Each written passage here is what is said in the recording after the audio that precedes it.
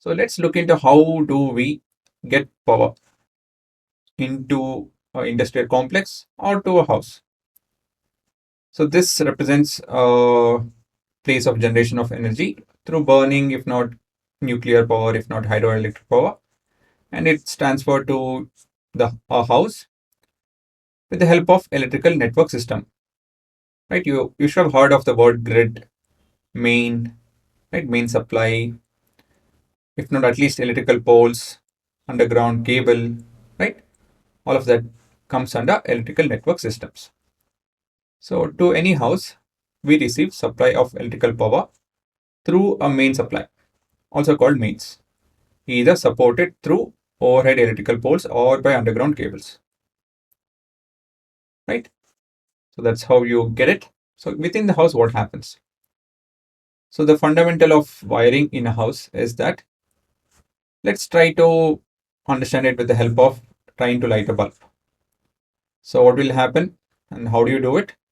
We have to connect, take a battery or a cell or an AC supply.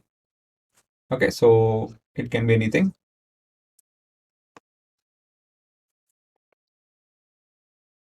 And connect one of the terminals to the one of the terminal of the bulb and other terminal to the other end of the bulb. I mean power source. Right? We need two of it, is it not? The main funda over here is we need two of it. So that's what even in a house we require. Minimum two. One is live wire, another is neutral wire. Live wire usually with red insulation indicating it's live. Right? They're color coded. If you guys happen to see any electrical work, you guys see that they use color coded wires. Okay, they pull the wires and they cut open the insulation and you see color coded three wires in them. So you guys can have a look. If not, individually also they pull. It depends. Actually, majority it's individual. As a bunch, yeah, I don't think they do that. Anyways, there is a possibility they can do that also. Not a big deal. Anyways, coming to your syllabus, live wire, you have red insulation. It is a wire that has higher potential. That is, it carries the higher voltage and delivers it to the appliance, right? Like your positive terminal. Neutral wire is with black insulation. Neutral is the wire that has zero potential.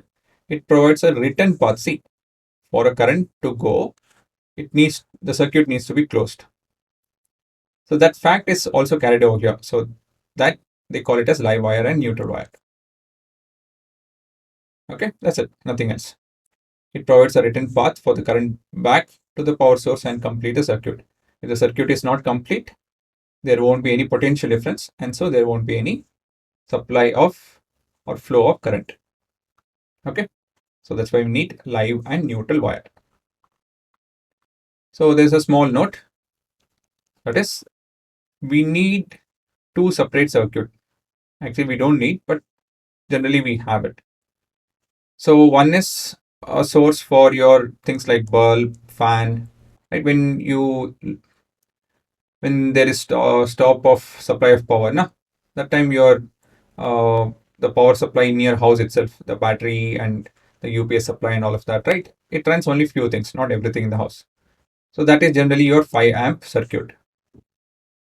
And the other one like fridge, geyser, which does not run, air cooler and all of that, that is your 15 amp supply.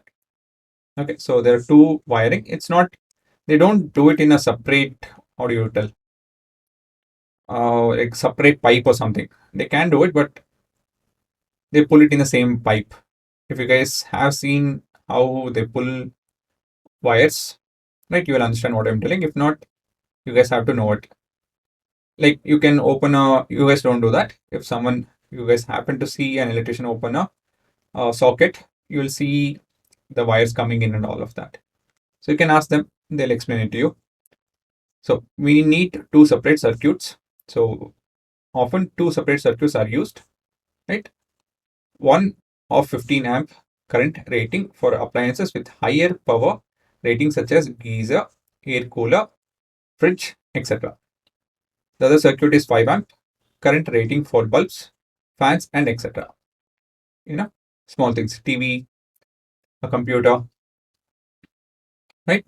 So all of that can be run on 5 amp, and the other one is 15 amp. So all of this you guys have to write it down.